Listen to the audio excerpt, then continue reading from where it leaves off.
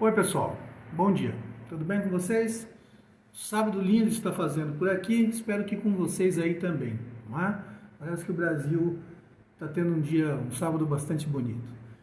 Infelizmente a gente está confinado, não dá para sair, mas dá para a gente se instruir um pouco, dá para a gente poder trocar umas ideias a respeito de direito constitucional hoje, tá? Eu vou dar, depois desse resumo, né, eu vou entrar em detalhamento a respeito de alguns princípios constitucionais que podem ser usados em petição e recurso. Eu tenho visto muito isso nas petições que eu pego de colegas, não é, contrários, ou então até de colegas que às vezes pedem para a gente dar um palpite, para a gente dar uma enriquecida no texto da petição, do recurso, com algum conteúdo constitucional. Tá? E exatamente os princípios servem para isso. E eles não servem só para isso. Não é? A gente sabe muito bem que quando nós temos uma previsão de um processo longo, comprido, em que nós sabemos que diversos recursos vão ser interpostos, principalmente em relação ao poder público, que tem a obrigação de recorrer. Não é? Então, quando existe esse tipo de situação, você sabe que o processo vai se alongar. É muito importante que você use aquilo que nós chamamos do quê? De pré-questionamento de inconstitucionalidade, tá certo? Vou repetir, tá bom? Pré-questionamento de inconstitucionalidade. Então você, normalmente eu uso no começo da petição, que é para já deixar claro para o juiz que eu estou utilizando o texto maior, que eu estou utilizando uma diretriz constitucional. E a gente sabe que a Constituição é soberana sobre as outras normas, tá certo? Dessa forma, eu já informo para o juiz de cara que eu estou seguindo previsões que estão na Constituição, exatamente no sentido de citar o quê? Ou aquilo que eu quero reforçar como constitucionalidade. Então, a arguição pode ser também de constitucionalidade. Ou seja, começa embasando o direito, que vai ser abordado um pouco mais para frente. Toda petição inicial, por exemplo, você tem uma ordem cronológica para apresentar suas ideias.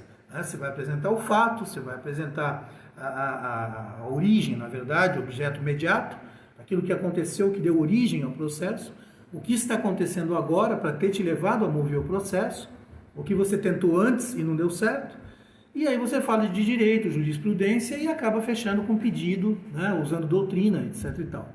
Os princípios eu sempre uso no começo, que é para o juiz já entender que o tipo de redação que ele vai ler não é um modelinho, né? Eu sempre combati muito isso, modelinho disso, modelinho daquilo, não sei o quê. Eu fico me colocando na posição do juiz e vejo que é modelinho de tudo, né? Tudo é modelinho, é sempre a mesma porcaria, o cara vai lá, troca o nome, troca o valor e modelinho, dá-lhe modelinho. Para mim, petição é escrita, cada petição é uma história, cada cliente merece ser tratado dessa maneira. Certo? Tirando algumas exceções em que você não sai do lugar comum, como por exemplo uma busca e apreensão, coisas nesse sentido, tudo bem. Mas petição inicial é uma história, cara. Mandado de segurança, então, para mim, que é uma das peças mais difíceis que tem, você deixar de usar princípio constitucional, para mim, é insanidade, entendeu? Ele é um instrumento constitucional. O mandado de segurança está previsto como garantia constitucional. É surreal, para mim, o indivíduo não se utilizar dos princípios constitucionais. Tá certo? Principalmente no mandado de segurança.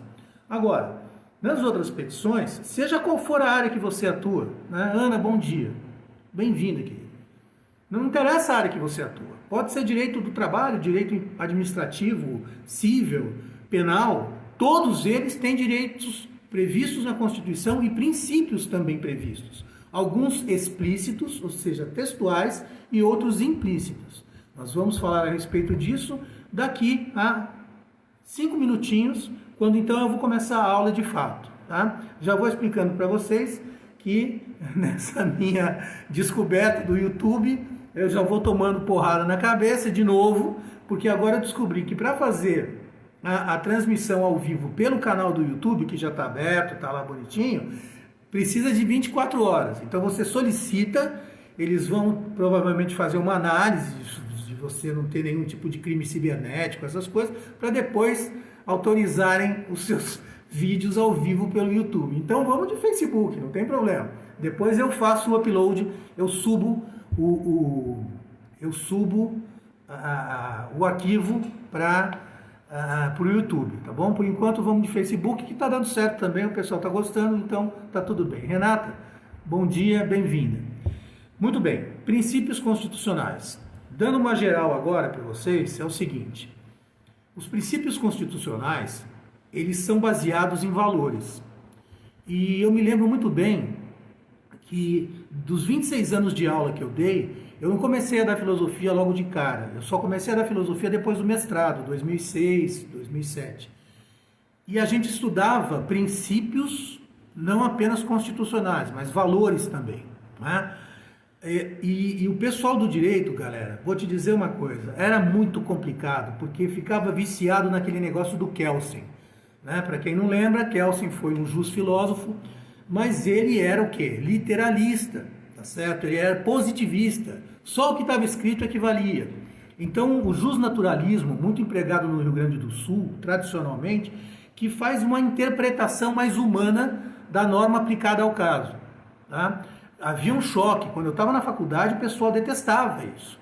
Falar em valores, falar em moral, nossa, a galera queria morrer, entendeu? Porque era só o que estava escrito, era só o que estava no código.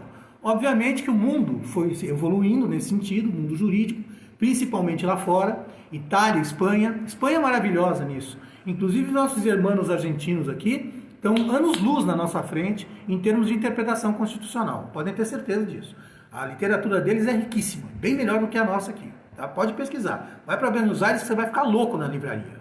Então, assim, os princípios, eles são baseados, sim, em experiências sociais, em experiências humanas.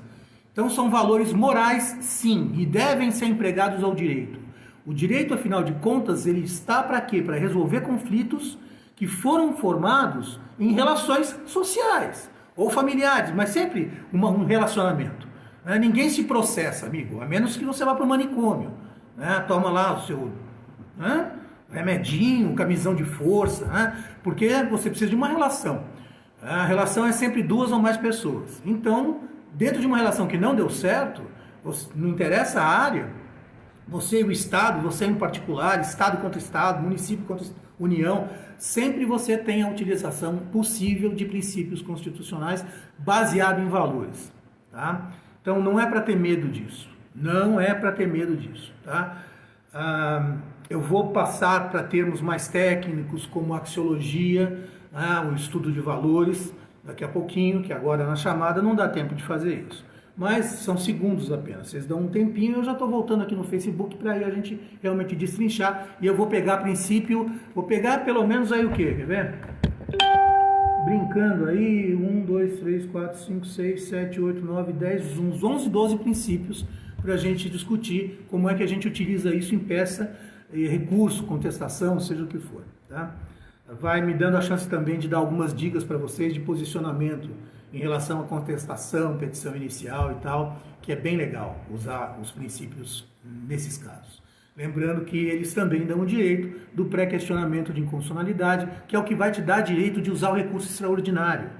Por isso eu falei dos processos cumpridos, entendeu? Quando você sabe que um processo vai desenrolar durante muito tempo e é provável que você chegue no Supremo você só discute matéria constitucional, amigão. Você não discute matéria de conflito de TJ. Você só discute matéria da Constituição. Se você não tiver pré-arguído isso na inicial ou na contestação, rodou, já era. Tem um advogado que acha que nos embargos da apelação, dos embargos do recurso especial principalmente, ele vai conseguir convencer os ministros do STJ de que ele tem uma inconstitucionalidade para ser tratada. 90% da jurisprudência é contrária a isso. Ou você fez a arguição lá na frente, lá no começo, ou você não vai subir para o Supremo. É simples assim. E eu vou explicar isso daqui a pouquinho no controle de constitucionalidade, tá bom? Então eu espero vocês. Me dá um minutinho que eu estou voltando, tá bem? Beijo, um abraço. A gente se vê já já.